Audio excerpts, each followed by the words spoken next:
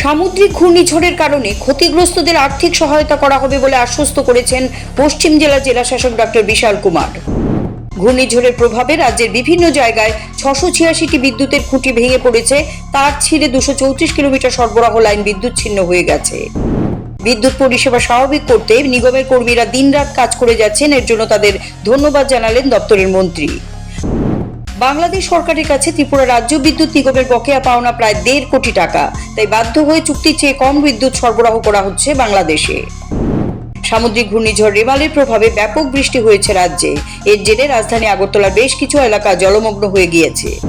রাতের আধারে নার্সারিতে ঢুকে দুষ্কৃতীর দল কেটে নষ্ট করে দিল রাবার গাছের চারা। এই ঘটনা দক্ষিণ জেলা কালমা সূর্যপাড়ায়। প্রধানমন্ত্রী আবাস যোজনায় 2টি রাস্তায় নিম্নমানের কাজ করার অভিযোগ উঠল ঠিকাদারের বিরুদ্ধে।